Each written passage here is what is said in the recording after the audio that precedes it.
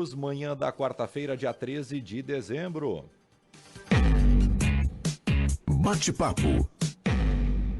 E já está conosco o secretário da Fazenda de Lajeado, Rafael Spengler. Hoje a gente vai falar sobre o orçamento para 2024, fechamento de 2023, desconto no IPTU. Bom dia, secretário. Bem-vindo ao Panorama. Bom dia, Elisângela. Bom dia, Moisés. Bom dia ao ouvinte da Rádio Independente também. Está aprovado, secretário, o orçamento para o ano que vem, 598 milhões. Bom orçamento, não? Poxa, passou do meio bi. Esses dias um evento no Sincovat de posse da diretoria, o prefeito de Estrela, o Mark Schneider, falou que na verdade eu era o ministro da Fazenda de Lajeado, porque o orçamento era tão grande que ele estava com inveja.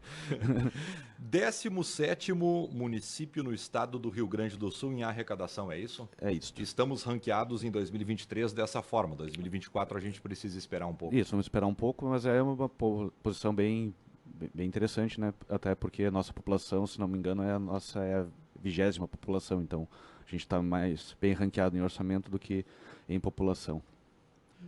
Qual que é a empresa que mais gera recurso para o município? Tirando efeitos indiretos, daria para dizer que é a BRF também, porque é a que mais emprega, né? Então emprega em torno de 4.000 a 5.000 funcionários, então é a maior empresa de Lajeado, no caso. Bom, e daí já vem a prefeitura, é isso? E aí a prefeitura, se fosse uma empresa, emprega em torno de 2.200 pessoas, então seria, digamos, a segunda maior empresa, se empresa fosse, claro.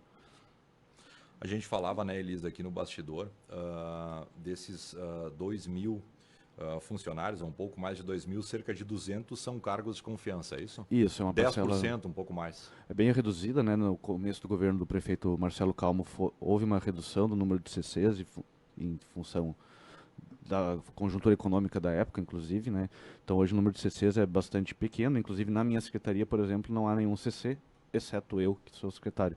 Então de 30 e quase 40 servidores, eu sou o único cargo de confiança dentro da Secretaria da Fazenda. Então é bem importante salientar isso também, né? Desses quase 600 milhões, como é que é feita a divisão dos recursos? Bom, a gente divide por secretarias, vamos dizer assim, que são as áreas de atuação, né? Então, em torno de 30% vai para a saúde, em torno de outros 30% para a educação, que são as duas áreas prioritárias, e 9 a 10% para a Secretaria de Obras. Então, essas são as três áreas prioritárias do município.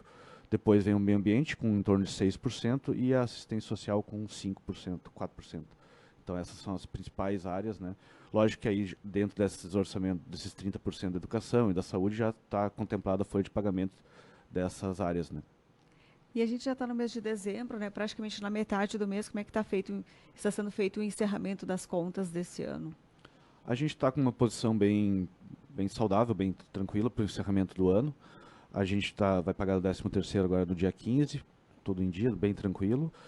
E para o ano que vem, então, a gente não sabe ainda projetar quanto vai ser o superávit desse ano, mas certamente a gente sairá com um saldo positivo deste ano.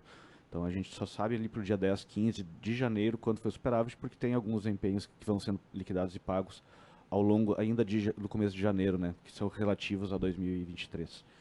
Esse é um assunto, Rafael, que geralmente ele vem à tona e o público em geral, ele tem uma noção daquele bruto, né, daquele valor total, daquilo que é investido de forma total. O que é o superávit? Para que serve o superávit?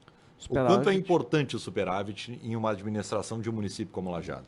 O superávit ele importa vamos dizer, para mais de uma coisa. Vamos dizer, as catástrofes, as enchentes, essas cheias. A gente tinha recurso à nossa disposição para liberar logo, para o que fosse. Por exemplo, auxílio moradia ou aluguel social, que o prefeito deu 1 milhão. 1 milhão foi... Aprovou rápido. Aprovou rápido, na hora. Tinha o recurso em caixa, vamos fazer. Não precisou fazer conta, porque sabia que tinha esse saldo do superávit. Outra questão importante do superávit é que a gente mantém uma regularidade de pagamentos para os nossos fornecedores. A gente não precisa esperar o dia do vencimento do fornecedor. A hora que chega a nota, a gente já paga com antecedência, muitas vezes, os nossos fornecedores. Além disso, a gente não precisa ficar guardando dinheiro de março, vai faltar em março, mas em abril sobra. A gente tem um fluxo contínuo de pagamentos e recebimentos, então isso também dá uma previsibilidade maior para todos os investimentos. Então isso também é importante. O superávit, para a população entender, é uma sobra, é como se fosse do salário. Ganhou 10 mil de salário no ano, e gastou 9 mil. Então, deu 1.000 de superávit no ano. Seria mais ou menos isso, uma gordura, uma poupança que fica para o ano seguinte para fazer novos investimentos, se for o caso, ou também para esse dia a dia, desse fluxo de caixa. Superávit tem a ver com liquidez negocial? É algo nesse sentido? Tu tem alguma liquidez maior para negociar? Tu tem uma liquidez praticamente imediata, né? Porque o nosso dinheiro está em caixa, ele está rendendo, inclusive, ele não fica num cofre como as pessoas imaginam, ele está rendendo. E isso também ajuda, porque a gente tem rendimentos interessantes e pode ajudar a gente a liquidar dívidas que a gente ainda tem de financiamento de longo prazo, mas como os juros desses financiamentos de longo prazo eles são juros relativamente baixos, em torno de 9% ao ano, a gente prefere manter o financiamento que a gente tem em vez de liquidar, mas se for o caso, a gente pode liquidar também os financiamentos e ficar sem dívida nenhuma. Orçamento, então, de 598 milhões, né? Orçamento previsto para o ano que vem. O que vocês têm de metas de investimentos para 2024? Tem alguns investimentos importantes que serão feitos, como posto de saúde no bairro São Cristóvão. Tem também a reforma administrativa do prédio da prefeitura, porque quem já entrou lá vê que é uma estrutura bem defasada, bem antiga e vários problemas estruturais que estão sendo feitos para o próximo ano. Tem também uma nova EMEI, uma nova escola de ensino infantil, que é onde era ali perto ali no centro, onde foi atingido pela enchente, inclusive. Tem também a reforma do posto de saúde do centro, então são várias iniciativas e outras que só o prefeito sabe ainda, né? Mas tem bastante coisa importante por vir também. Contas a pagar, Rafael. Contas a pagar em que sentido? Não, eu digo, quanto que a Prefeitura de Lajeado precisa pagar nos próximos anos de investimentos que foram feitos? E tu falaste agora, tu tocaste num ponto importante, que são os empréstimos. Ah, sim. Se fôssemos saldar hoje, daria em torno de 30 milhões. Que tem até 2032. Só isso? É relativamente pouco que a gente tem de financiamento. Ano passado Isso a é gente comum já em fez... outras prefeituras também? Em outras administrações? Não. É bem incomum, inclusive.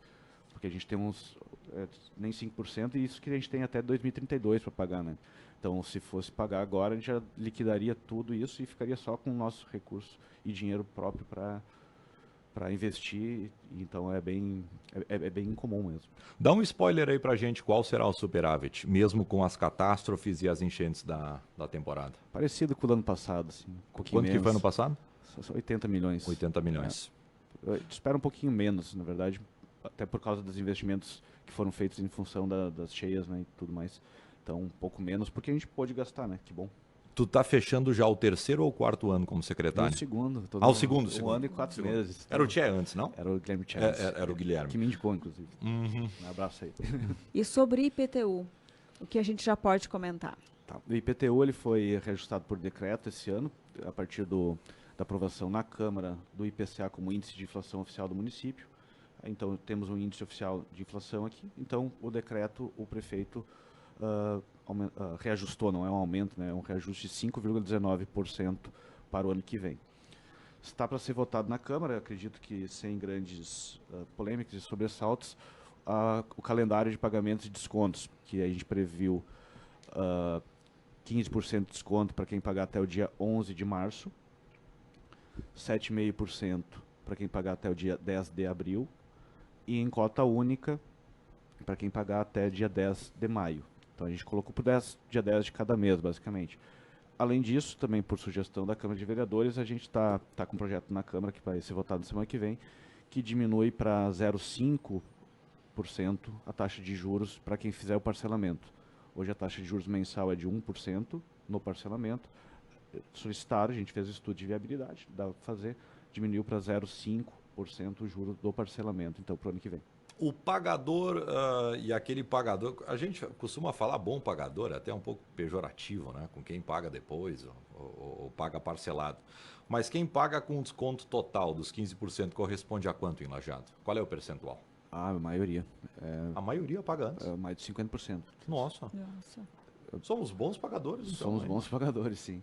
É porque é um desconto bem atrativo também, né, Moisés? Agora mesmo eu estava falando com a Angélica, por exemplo. Ela confidenciou que a mãe dela está já ávida para pagar o IPTU, já guardou o dinheiro do 13º, por exemplo, para pagar o IPTU com esse desconto, que é bem interessante, 15%, não é qualquer lugar que tu encontra. Tu, como economista e não como secretário, indica também pagar antecipado. Com certeza, esse desconto aí não se encontra em lugar nenhum.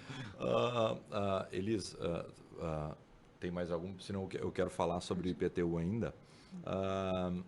Aquela rusga que quem paga antes tem com quem paga depois e ainda ganha o desconto. O mal pagador, o cara que paga depois, 1, 2, 3 anos depois, ele ainda ganha um desconto. O refis, Existe isso? Refis, olha, eu sou totalmente Tu é contra contra, o refis, né? Porque acho que estimula o sujeito a não pagar e ganha ainda as mesmas benesses do que quem paga antes. Isso corresponde a qual percentual em Lajado? Olha, desde que eu entrei não teve refis, né? Então eu teria que ver, mas em torno de 15 a 20% está inadimplente do IPTU desse ano. Claro que até o final do ano esse número pode baixar, porque as pessoas podem pagar até o final do ano, né?